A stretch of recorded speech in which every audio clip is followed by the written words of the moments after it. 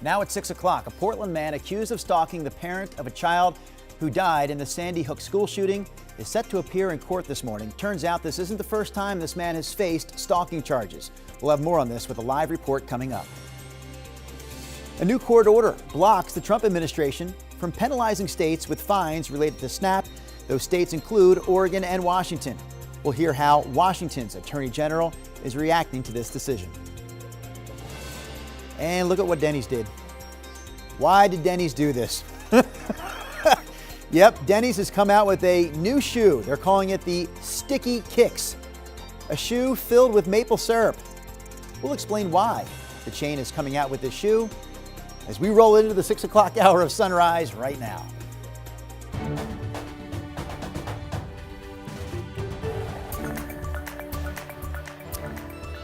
Good morning. Thanks for joining us on the Sunrise Show. I'm Drew Carney. Let's bring Chris McGinnis and Rod Hill into the mix here. So sometimes you can leave the breakfast restaurant with those sticky fingers, right? From the maple syrup. But now you can walk out of the restaurant with sticky shoes. And I know why. Sticky kicks. Because sometimes they just give you the little packet, and the packet doesn't have enough syrup. And now you go, wait a minute.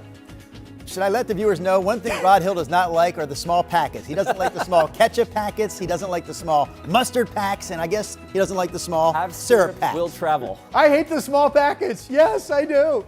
All right. We have I'm going to call it a sliver of rain. It's been tracking from Tillamook, where it's now drying out, right across Portland. Southern edge has been about Wilsonville. And there are some heavy rain pockets now out in East Multnomah County. This is expected to push through our area by no later than 8 o'clock this morning. And then we just have a scattered shower here and a scattered shower there for the remainder of the daylight hours of your Tuesday. Good visibility and dry looking at our state capital.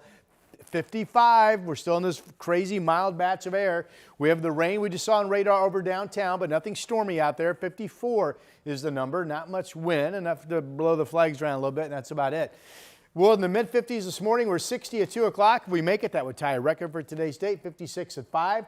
We'll call it a few showers overall during the day today, but we will be looking at a heavy rain band overnight tonight and a period of gusty winds, including a wind warning overnight tonight for the coast. More on that coming up. Here's Chris. Rod, thanks for that. We pick it up with a traffic alert in Wilsonville. Let's zoom in here. I-5 southbound. It appears we've got a crash near Ellickson Road. I don't see it on camera here, but you can see the evidence. Anyway, the backup here that is starting to build on I-5 southbound between Tualatin and the north side of Wilsonville. There's the southbound commute again. You can see the headlights really slowing there. Meanwhile, across the rest of the freeway system, not all that bad. It's a little wet out there, of course, as Rod just mentioned, but so far, despite the crash in Wilsonville southbound, the rest of the drive is in pretty good shape. We're still rolling along at a speed limit clip early on this Tuesday morning. Drew, back to you. All right, thank you, Chris. A man accused of stalking a parent whose child was killed in the Sandy Hook school shooting 13 years ago is scheduled for a hearing here in Portland this morning. The parent he's accused of harassing now works at OHSU. Sunrise reporter Thomas Schultz joins us live outside the Multnomah County Courthouse. So Thomas, what else do we know about this case? Yeah, Drew, well, Multnomah County prosecutors say that Kevin Perfield has terrorized families who have lost children in that shooting and others. They add that Perfield is a conspiracy theorist. He was first convicted of stalking and harassing family members of people killed in a movie theater mass shooting in Colorado back in 2013. 6 years later, he was convicted again for stalking the then editor of the Oregonian. This time, Perfield allegedly stalked a man named Robert Parker, whose child was murdered in Sandy Hook. Parker works at OHSU and has been targeted by conspiracy theorists like media figure Alex Jones. Prosecutors say Perfield messaged and called Parker, claiming his daughter was never killed in Sandy Hook. In October and November, prosecutors say Perfield called OHSU multiple times, even asking if Parker was there. Today, Perfield is scheduled to be in court for a hearing to determine if he's fit to proceed in this legal case. If he is scheduled to be arraigned in this matter on December 30th. Drew? All right, Thomas Schultz with the latest on that story for us from downtown Portland. A grand jury indicted a 19-year-old from Wilsonville who was shot by deputies earlier this month after they say he ran at them with an axe. Cabril Evans faces several felony charges related to the incident that happened 2 weeks ago in unincorporated Clackamas County. The grand jury also determined that the 2 deputies who shot him were justified in using deadly force. Evans is still in the hospital and will go to jail once he's discharged. Deputies recovered a 9-year-old who was taken from Multnomah County after chasing the child's alleged kidnapper through Central Oregon. The Deschutes County Sheriff's Office says 46-year-old Charity Carter led deputies on a 30-minute chase with the child in the car. The pursuit started in Lapine and ended near Redmond. During the chase, they say Carter hit at least 7 cars, including 5 law enforcement vehicles. Deputies used spike strips to stop her on Highway 97 and arrest her. Carter's charges include custodial interference, although it's still not clear what her relationship is with the 9-year-old. Some lawmakers are pushing for Congress to pass a new defense spending bill that includes provisions they say will prevent mid-air disasters involving the military. Washington Senator Maria Cantwell teamed up with Texas Senator Ted Cruz to take aim at the National Defense Authorization Act. In addition to laying out the nation's defense policy agenda and allocating money, it also rolls back a provision that requires military aircraft to use location sharing to avoid collisions. They argue that technology could prevent future crashes like the one over Washington, D.C. last January that killed 67 people. We owe it to not only those who lost their lives on that January night, but to every other member of the flying public who gets on a plane, who puts their son or daughter or their mom or dad on a plane. We owe it to them to prevent another accident like that from happening again. The House advanced the bill last week, but Senators Cantwell and Cruz want the House to vote on the bill again, this time with language that closes the loophole, allowing military aircraft to turn off location sharing. Multnomah County's Board of Commissioners held a virtual town hall last night to discuss proposed updates to the county's sanctuary policies. County Chair Jessica Vega-Peterson and Commissioner Shannon Singleton say that the board is looking to strengthen the county's sanctuary status to increase support for immigrants, while local immigration enforcement by federal agents is also increasing. And this is our way of standing up and not only showing our values, but saying we are going to be responsive, we are going to be flexible, we are going to be as fast as possible in responding to what is happening.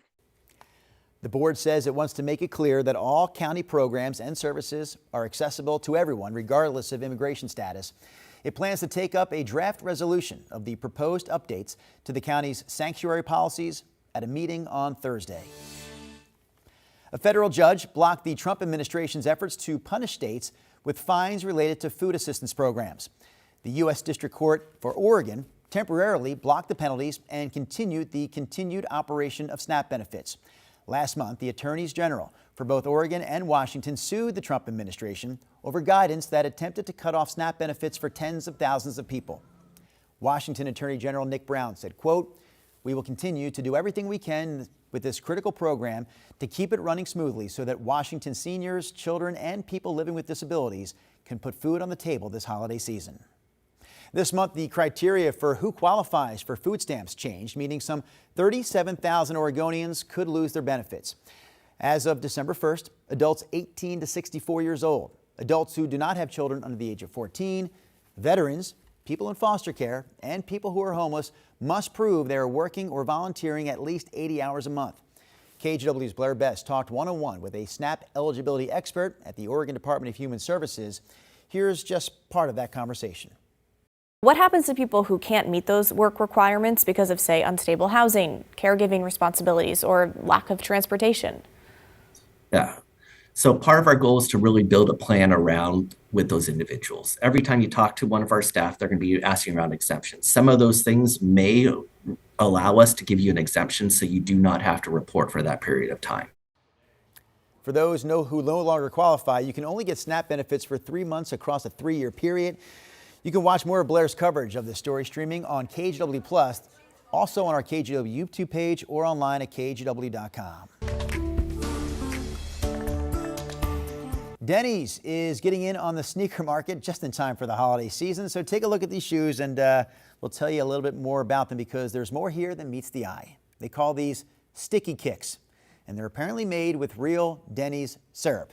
Each pair of shoes has a clear, sealed panel that's full of syrup. And if for some reason you want to get a pair of these shoes for yourself, they're available starting tomorrow. Which, by the way, there's so many layers to the story. These shoes are available tomorrow, which is also National Maple Syrup Day. I can't believe that's true. Are you sure? Everything I just said over the last 30 seconds, in fact, everything I've said since 5 o'clock is absolutely true, Rod. So I like the name. I do like the name. Sticky Kicks, right? Yep. It's very catchy. I don't really need syrup on my sneakers, but what the heck. All right, gusty winds coming in with a front that would give us about 4 hours of some heavy rainfall overnight tonight. The timing of this is kind of bullseyed right around the midnight hour. I've got a pretty quiet Wednesday. It's raining in some areas right now, yes, but a pretty quiet day. Our rain picks up and our wind picks up later this evening overnight, and the system literally will blow through before early tomorrow morning.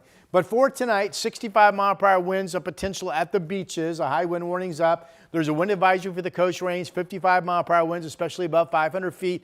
Wind warning also tonight, and this extends into the day tomorrow on Wednesday for the East Gorge out in the Columbia Basin, including the Dalles, and also including down the east slope of the Cascades into parts of central Oregon, including Jefferson County and Madras. Here in the valley overnight tonight with that heavy rain band coming through that could give us over half of an inch of rain. 35 to 45 mile per hour south wind gusts will kick up for a brief period of time as well. Now, right now, there's not much wind, and outside of the sliver of rain, which just happens to be channeling itself right over downtown Portland and up through Clark County, we're pretty quiet. It's been a mainly dry morning down in Salem.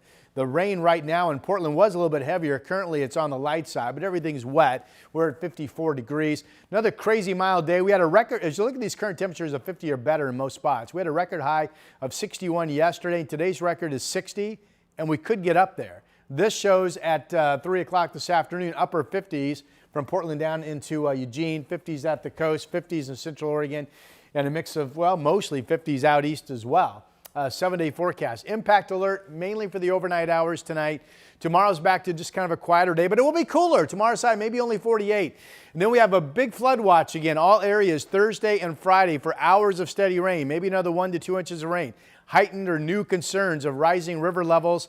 And then all of that calms down going into Saturday. Here is Chris McGinnis. Ron, thank you for that. We pick it up with a traffic alert near Wilsonville, I-5 southbound. Now, it looks like we've got a wreck approaching the Elixir Road exit. It's hard to see. I don't actually see it on camera here, but you can see a lot of headlights there indicating some traffic congestion around this. And I'll take you back up past the Norwood Road area. You can see southbound I-5 now starting to slow around that, about 24 or 25 miles an hour is that southbound commute.